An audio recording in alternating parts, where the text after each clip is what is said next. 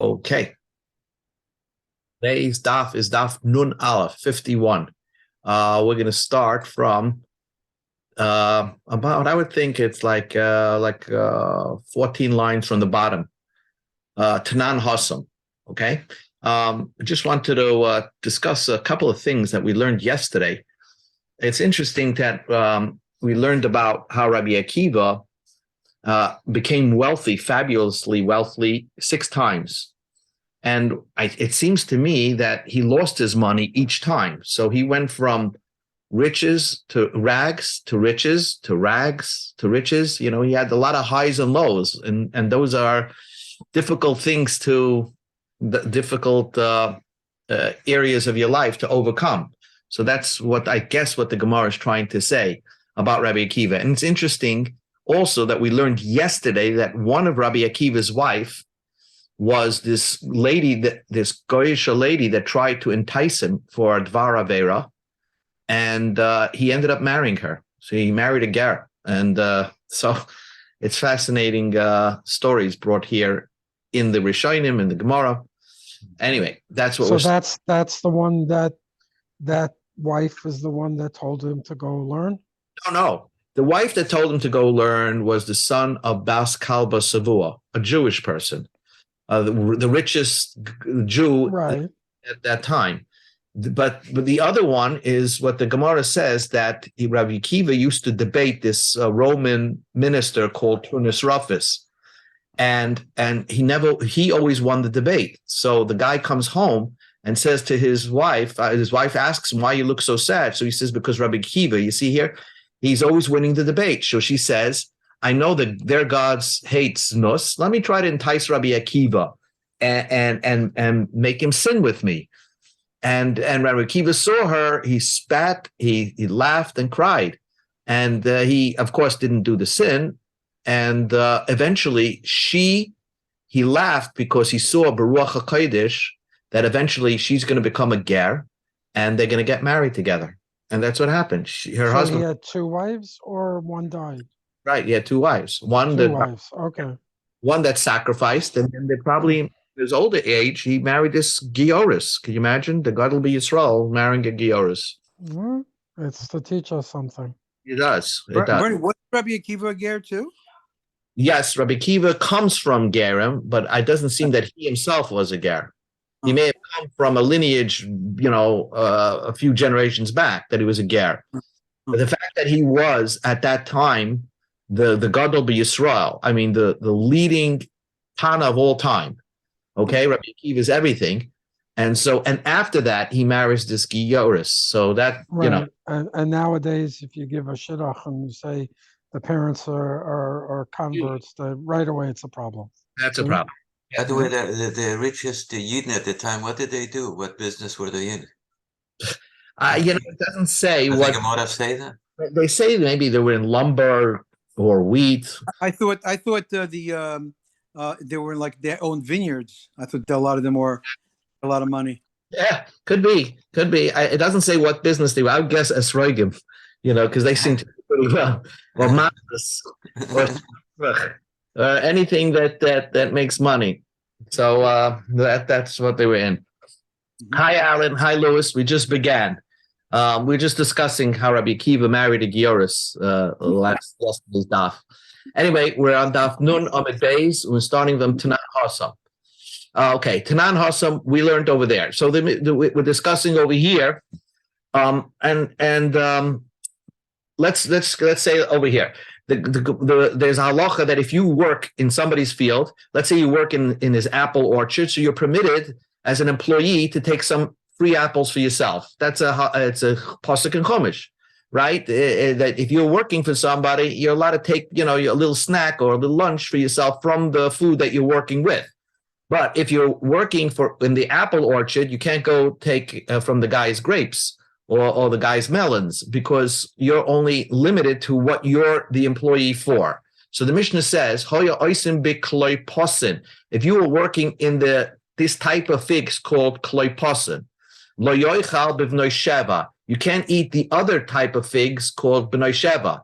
In other words, you have to, if you're allowed to eat and pick from your boss's figs, you can only stick with the figs, the type of figs that you're working with.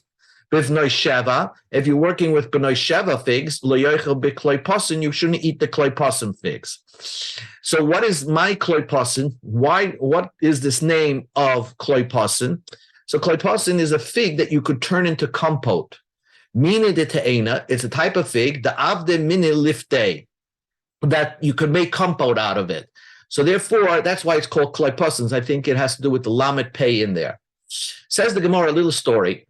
Ahu Gavra, there was this man, Dihav Avda Lechavre. He gave over and his slave to his friend. Probably the friend paid him, let's say, a fee to use his slave. This slave was a culinary chef. And Lagmure, because this slave of a chef knew how to make 1,000 recipes out of this kloiposin, out of these figs, 1,000 recipes. Lagmure, to teach him alpha mine lifte. So the guy hired this slave to teach him 1,000 recipes of this compote. So the Gemara says, but the problem was the slave only taught the person that hired him, Agmare tamneme, he only taught him 800, not the 1,000. So azamne ledina lekame de Rebbe. So the guy that hired the slave brought the owner of the slave for a din Torah. I hired your slave to teach me 1,000 recipes, and he only taught me 800 recipes to make with this klaposin, which is this type of fig. So give me some money back. So Amar Rebbe said, Avaseinu Amru, our forefather said in the Eicha, Nashinu Toiva, we forgot how good it was. In other words, they had a lot of culinary choices in the time of the first Beis Hamikdash. Rebbe came after the first Beis Hamikdash. So he said that our forefather said that during the first time, the Beis Hamikdash time, there was such a choice of delicious foods, but they forgot it. Nashinu means we forgot how to make them. So Anu, in our generation, we never even saw these types of foods. In other words, they at least experienced the food, but they forgot how to make it. We don't even know that they existed. So what his Rebbe was trying to do, he's saying that I can't be that there's 1,000 recipes you can make with this liftay. It was just you were hired, but you can't believe that there was 1,000. So therefore, Rebbe wanted to, say that the din Torah is in favor of the owner of the slave. Okay, now the Gemara is going to tell us a little story about Rebbe. I picked up. It's good to throw this out there. There's a book called The Prince and the Emperors. It's written by Dov Zakheim, who's the Undersecretary of Defense of the United States, and he wrote a book all about Rabbeinu HaKadosh, everything you find about Rabbi Yehuda Hanassi. So here it is, and it's a very interesting book. Anyway, Rebbe, as you know, was very, very super wealthy. But the problem, Rebbe had a very serious demeanor, and that's what we're going to learn today. He didn't like jokes. So Rebbe Avidle Hilule Rab Shimon Berei. Rebbe made a wedding for Rab Shimon, his son. Tisav al Beis Genana, it was written how much he spent for the wedding hall and for the wedding. Esrim va'alba, pay attention here. Look, Esrim va'alba alfim, you have 24,000 riboyim times 10,000. So that's 24 million dinarim. He spent 24 million dinarim. Nafaku al Beis Genana Dain. He paid 24 million dinarim for the wedding hall. So I did a little quick research over here, and what is a dinner worth at the time of Chazal? Somebody did a write-up over here. A dinner, I have it here on the screen here, was today's dollars, it's worth $3.41. So if he put in 24 million dinarim, so you just timesing it by 3, and you can see how much he was spending for his wedding. It's incredible. Mostly like it's unbelievable amount of money for 72 million for a wedding. It's hard to imagine. But he spent so much for this wedding. He didn't invite Bar Kapara. Bar Kapara was a sharp person who liked to make jokes, who liked to make people laugh. And Rebbe didn't want him there because he's afraid that Bar Kapara in the Simcha is going to try to make him laugh. And Rebbe was very strict to always keep a very serious face. Amar Lei, so Bar Kapara was so upset he wasn't invited for the wedding, he would announce, if God is so nice and gives such wealth to people who don't do his will, who transgress God's will, for those that do God's will, certainly God will grant wealth like that. In other words, he said, Rebbe, he referred to Rebbe as somebody who doesn't do God's will, and he's so wealthy, whoever does God's will certainly will get wealthy. So eventually they got back to Rebbe that Bar Kapara was so insulted he didn't invite him to the wedding. Azmene, he invited him to the wedding. Amar, and when he got invited to the wedding, for those that do God's will in this world, they get such wealth. You, Rebbe, he was now happy that Rebbe invited him to the wedding. He said, if somebody who does God's will gets so fabulously wealthy, I can't imagine what kind of reward such a person will have in Olam Haba. Again, what the background here is that, again, Rebbe needed to be at all times in a very serious mood. He couldn't have a light moment. And Bar Kapara felt that, you need to be lightened up a little bit. It's not good. Rebbe lived right after the destruction of the second Beis Hamikdash, which was a beautiful building that was just built, and then it got destroyed in year 70. So it's not too long afterwards. So it was really with him. And Bar Kapara was the person who said, you got to accept it, and we got to move on and be happy again. So, but the Gemara describes Yoime de Mechayach Bei Rebbe, the day that Rebbe laughed, Asya Puranasu La'alma. When Rebbe laughed, all of a sudden bad things happened to the world. Rebbe was like taking it on the chin, self-sacrificing himself, that the world should be a better place, a happier place. And the Gemara describes that when he would laugh, then something bad happened to the world. So Amalei Bar Kapara, he told Bar Kapara prior to the wedding, I guess, Loi tabat chinan, don't try to make me laugh. And I'm inviting you to the wedding, but don't make me laugh. V'yavini lacha arba grivi, and I'll grant you 40 saw a measurement of wheat as your reward. Just hold yourself in and don't try to make me laugh. Amalei, so Bar Kapara said, Lechazimar, we go to Nun Aleph Amaze, the whole griva the beina shekilna. I'll prove to you that I'm going to be able to get any type of amount of wheat from you, out of you, no matter what you ask me to do. So basically, what he's going to do is, he's going to try to make Rebbe laugh anyway, even though Rebbe requested him not to. So the Gemara says, Shakal Dikula Rabba, he took this great big basket made out of palm tree and Chapya Kufre, and he smeared it with tar so that you can't see through the holes. Uschafe al Reishain, put it on his head. I guess it was like a mask.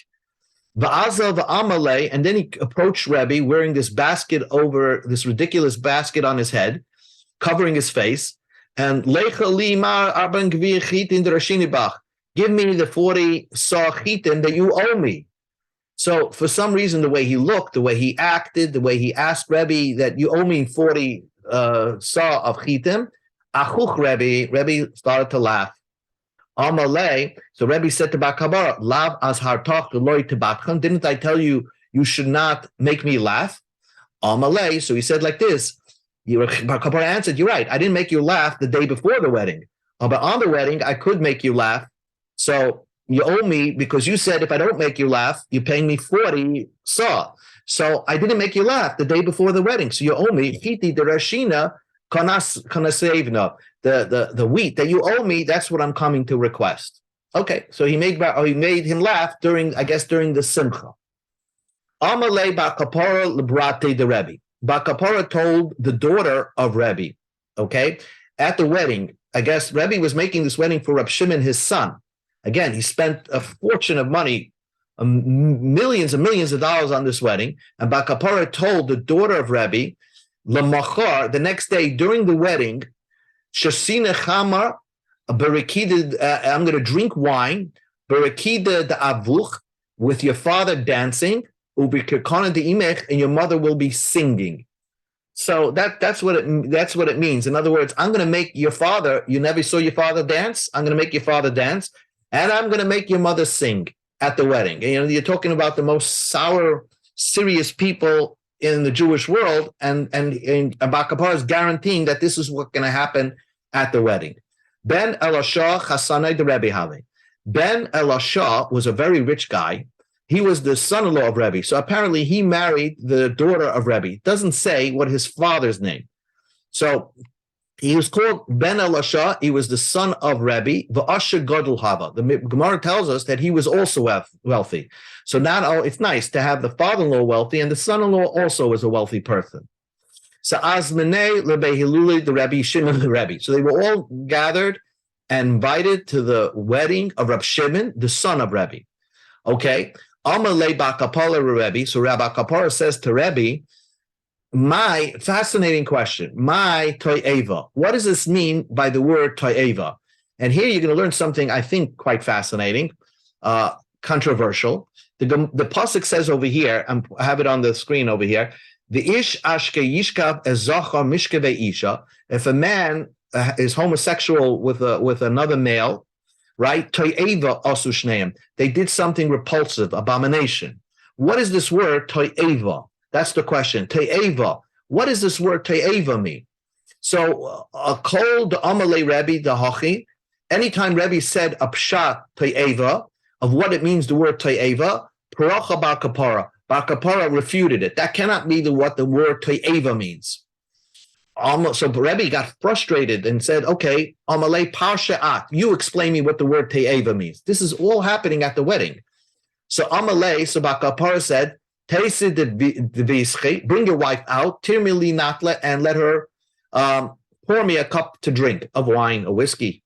Asas Ramyale. So she came out from the women's section and poured him a cup of wine. Amalei, he said, Rebbe still wants to know, is dying to know what this word Te'eva means. Amalei, so he said to Rebbe, I'm not telling you yet. Kum rekoidli the emelach. I want you to dance before me, and then I'll tell you. And I guess Rebbe danced, and his wife was pouring wine. Maybe she sang. Who knows? But they were. It didn't matter to them. They needed to know what the meaning of the pasuk means, and that's the most important. So this is what Bar Kapara explained what it means. Hachi Amar Rachmana. This is what the Torah means. To'eva is a like a abbreviation. Toya ataba. You're straying away from your wife. If a person, as Rashi explains, that's kloime shemaniach ishte shel hetev v'tafezu shel znus. In other words, you're trying to. A man's natural tendencies is to go for a woman. If a person is homosexual, he's bringing it upon himself to stray away what's normally he should be inclined to do, and therefore toya ataba, you're straying away from her, from a woman, and you're going after a man. So it's like that's really the abomination over here, because it's not natural, it's atypical, not natural, and something you're not born with, basically. Anyway, the Gemara says, L'kasa achrina, they brought him another cup of wine. So he asked the question, Amalei, he asked the question, my tevel. What does it mean, the word tevel? Where does they use the word tevel? When the Torah describes a woman who sleeps with a man, does bestiality, and she has relations with an animal, the pasuk says tevelhu. Look at Rashi, v'yishaloi lefnei behema l'riva tevelhu. So what does it mean, tevelhu? Amalei inyana kadmoi. Rebbe tried to explain what the word tevel is. It wasn't acceptable. Bar Kapara refuted it. Finally, Rebbe said, explain it to me. Amalei Bar Kapara said, do what I tell you. I want you to bring out your wife, and you should dance and then sing, and then I'll tell you. Avid. And then that's what happened. Amalei, so finally, Bar Kapara said, tevelhu means tevolim yeshba. Is it a spicy relationship? Mishan Yahada Bia min kula bias. Is the word tevel means spice? In other words, is it flavorable sleeping with an animal than as opposed to sleeping with a man? So that's what we're trying to say, that the word tevel is like an insult to the woman. How could you perform and do bestiality act of relations with an animal? There's no It's not even a more of a enjoyment for you than a normal relations. Amalei, one more thing Bar Kapara said. You can see at this wedding, they're darshaning the Chumash that discusses arayas. And the Chumash uses by arayas, my zima. The Torah says that if a person, let's say, does znus, and the Gemara darshans, if a person has different wives in different countries, it's zima. He brings about zima to the world. Again, what is this word zima? Amalei, ivde kinyonik rama. They asked him, again, Rebbe didn't know, and the same story repeated itself, that Rabbi Kapara said, I'll explain it to you what the word zima means. If you dance before me, your wife pours me a cup of wine or sings, they did it. And he said, when you have zima, guy has different wives in different countries, so then the kids, we don't know if they're related to each other because brothers and sisters are born in different countries, and they don't know if they're permitted to marry each other. Zumahi, what is this person? Is this your relative that you're permitted to marry or not? So that's what happens when a person has women all over the country, and we can't tell who exactly is the father. Anyway, this was an insult to Rebbe, because you see, Rebbe, the most sour or serious person, and not sour, but serious, and here he's forced into dancing and singing by the wedding. Lo yochel ben elashon lemizbal, so the son-in-law couldn't take it anymore. I guess he was wealthy. He also came from an illustrious family, and he sees the degradation of the prince, the patriarch of the Jewish people, Rabbi Yehuda Nasi. He got up, he got him and his wife, they left the wedding. And that's it. Now the Gemara explains, my Ben Elasha. Why is he called Ben Elasha? So, what made him wealthy? In other words, how did you know he was wealthy? How do we know that he was wealthy? And what's the source? I don't know if the source of the source of what he did with his wealth. So the Gemara just says, if you're going to be the son-in-law of Rabbeinu HaKadosh, you're not going to be somebody that's just plain wealthy.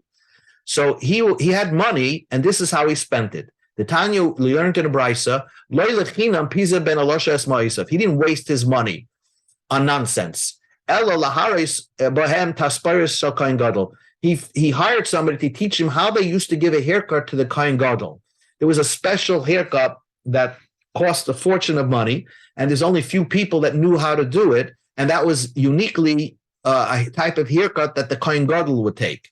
The Ksiv Kosem Yichsmu Es Roshayim, and that the Tanakh describes that they had to take a special haircut. Tana, we learned in the Brisa, Ke'ein Lulanis, they took the haircut of Lulanis, my Lulanis, Rabbi Yehuda Tisper Yechidasa. They took a unique haircut. And so what was this unique haircut that they used to give the Kohen Gadol? Heichidami, Amar Rava said, Richest zeh besad ikorei shel zeh. V'hainu tisparish shel Kohen Gadol. The top of the hair of one hair would reach the roots of the next hair. So it was short enough, but long enough to reach the root of the next hair. So it took a tremendous skill how to give this haircut to the Kohen Gadol. And why they used to give this special haircut to a Kohen Gadol? To remind him to think about the roots where he comes from, even though he's on the top of the ladder in the Jewish world. But you have to think, you should be humble yourself to always go back to where exactly you're coming from. Why you are on the top of the ladder? Because so many people are beneath you to put you on top of the ladder. Anyway, so that was the point. He spent a lot of money to learn this unique haircut that was given to the Kohen Gadol. Reminds me that there was a Rebbe called Radzina Rebbe who spent a lot of money to try to figure out what the techelis was, the blue tzitzis. Sometimes you spend a lot of money in some off items, people think you're not normal. And the Gemara says, no, he didn't spend it on nonsense. He spent it on interesting things. Well, the Gemara says that if you make a neder, the Mishnah said if you make a neder, so the Mishnah said that you make a neder, I'm not going to eat hot dishes, so you're not going to eat any hot dishes, but you're permitted in this gourd, this zucchini, that's haramutza. So what is haramutza? My delas haramutza. You're permitted in this gourd, this haramutza, that's ramutza. Amar Shmuel, kara, it's a gourd, like a zucchini. Karkizai, from this place called karkizai. It's a bitter type of gourd. Rav Ashi says it's a dalas. It's a gourd, hatmuna beremitz, that's insulated in ashes. In other words, it wasn't cooked. It just insulated in ashes to make it sweeter or something like that. But it's because it's not a hot dish, it's just put in ashes, and not cooked normally. So therefore, it's not part of the neder.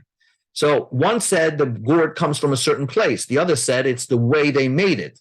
So Eisvei Rabino Ravashi, so Rabino asked Ravashi, we learned in the Brisa, Rabbi Nechemya Oimer, Rabbi Nechemya said, the last Aramayas, the last Hamitzras. The gourd from Aramai is also known the Egyptian gourd. Okay, the Egyptian gourd is the same thing. Kilayim, it's considered a different species if you mix it with the gourd from Yavanis, from Greece. There are two different types of species that you can't graft them together. And it's also Kalayim im Haramutza. It's also the Dalas Mitzris is considered a different species than the Dalas of Ramutza. So we see from this brisa that the Ramutza Dalas is a place, a gourd that comes from a certain place, like Shmuel said. So it's a question against Rav Ashi, because Rav Ashi learned it's any gourd, and the word Ramutza means the way you make it. You make it in ash. To Yufta. So this is a refutation of Rav Ashi's understanding of what the Lasar Mutza is, and the Gemara leaves it by that. New Mishnah. Anybody, just as a background, if you know the difference between the way they make bagels and the way they make, let's say, spaghetti. Bagels are made, you drop it into a hot, you cook it first, and then you bake it, right? That's how you make bagels. And spaghetti is just cooked. So let's see what the Mishnah. So you see that there are different types of food, and we'll see what your neder, where you make your neder, depends on the way you said the neder and what would be included in the neder. Someone makes a neder from anything that's made in a pot. He's only also for something that's cooked in a pot for a long time, like spaghetti. Anything that enters a hot pot. Also, the Mishnah says, then you also to anything that enters the ketera. Even if you actually bake it, like bagels, you put it into a pot, but you put it into a boiling pot, but still, even though you bake it later on, it's still, your neder was anything that goes into a pot is also to me. So therefore, you're also on anything that is made at all, even for a little bit in a pot. Tanya, we learned in a brisa. He makes a neder from anything that enters into a pot. Then he was also for something that enters, that goes into an ilpis. An ilpis is a stew pot. If you watch cooking shows, sometimes they will put something in a pot to brown it, and then they put it in a stew pot. So if you make a neder, I'm not going to eat anything that enters into a regular pot, then you're also for anything that will enter a stew pot, because before you put things in a stew pot, you actually put it in a regular pot. You put it into a regular pot before it goes into an ilpis. So therefore, your neder included anything that temporarily just went for a moment into a regular pot. But if you said something that is entered the stew pot, even though you put something in a regular pot, but you didn't put it in the stew pot, it's not included in your neder. Mutter b'yared lekadera. It's mutter for something that entered the regular pot. Because as long as you didn't put it into the stew pot, it's not part of your neder, because your neder was, I'm not eating anything that entered the stew pot. Again, a stew pot is a very big pot. Min hanasa b'kedera, if you make a neder from anything that's made in a pot, mutter benasa be'ilpis, that's completed in a pot. Nasa means it's completed in a pot. So let's say spaghetti, then mutter benasa be'ilpis. Then you're permitted for something that's completed in a stew pot, because they're not the same. Min hanasa be'ilpis, if you said I make an neder for something that's completed in ilpis, mutter benasa be'kedera, then you're permitted for something that's completed in a ketera. There are two different items, but there you're stressing where it's completed. So again, if somebody I make a neder, I'm not eating something baked in an oven. It would not. If he says I'm not eating anything that is enters a pot that's completed in a pot, he's mutter in bagels because bagels are baked, even though it enters a pot temporarily. Anyway, the Mishnah says, the Brisa says, "Hanoyrid min hayored letaner." If you look at ancient ovens, they actually bake bread on the side of the oven. So hanoyrid min hayored letaner, he makes a neder, I'm not going into something that enters into an oven. Ein also b'pas. You're not only also with bread, because bread, you bake it in the oven on the side walls. You got to look online to see how it's done. Very fascinating. Anything that uses an oven should be also to me. So there are some things that you baked on top of the oven, on the side of the oven, the back of the oven. So also b'chol anasam batana. Then you're also in anything that's made through the use of an oven, which can mean cookies or something like that. That you didn't put it like bread, you put it on the wall of the oven. So it depends how you made the neder, and it includes what foods and how it was made. New Mishnah, we go to Nun Aleph and Beis. Min hakobush. Guy makes a neder, I'm not eating the pickles. So what do you normally pickle? You could pickle anything. You could pickle blueberries, but ain't also element hakobush shal yarek. You're only also from a pickled rest of a vegetable. Like we use the word pickle to refer to cucumbers. But if you said kobush, a pickle, not the pickle, without the hay, also b'chol hakvushim, then you're also in anything pickled, including, let's say, pickled melon or something like that, a pickled blueberry. Min hasholok, if you say, I make a neder, I'm not eating anything that's not yet cooked. Eina also element hasholok shalbasa. Then you're only answering yourself basically a rare meat that's you didn't fully cook it, because that's hasholok. When you say something that you don't cook all the way, you refer to meat that people like to eat it a little bit rare. But if you say sholok shani time, anything that without the hay, not the sholok, but you say sholok, that anything that's not fully cooked, then also b'chol hashlukim, then you're also in anything that's not fully cooked, because you weren't specific by saying, the main thing. Amalei Rab Achaber or Ivel Rabashi. What happens if a guy, instead of saying hakovish, the pickle, he said dichvish, with a dalid. My, dishlik, my, ditzlid, my, demliach, my.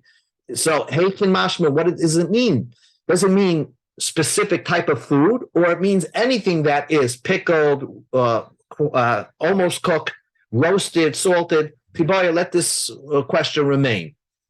The Mishnah continues. Min hatzali. A guy says, I'm not eating anything the roasted. Well, you don't even have to say. When you think of roasted, you automatically think meat. Ain also, you're not thinking peppers. Ain also element at Salisha Basa. He only means roasted meat. But if he said Sali Chani time, roasted, I'm not going to eat. So he didn't say the roasted. He said Sali, also b'chalat. Then he's also on anything that's roasted, because he didn't specifically say the hay. Let's say he says min hamaliach, salted. Now, what do you salt? Of course, fish, right? Like herring. So this salted stuff, ain't also element hamaliach shadag. Then you only also the salted fish. Maliach shani time. But if you say salt, I'm not going to taste. Also b'chol hamaluchim. Then you're also in anything that you use salt to make. Okay, because he didn't say hay. Now the Gemara Mishnah turns a section. Dog. The word dog means fish. Usually it means a big fish. It's sold one at a time, like a big salmon. Dagim, small fish, could refer, when it's plural, it refers to sardines. So if a guy says dagim shani toyim, I'm not going to eat fishes.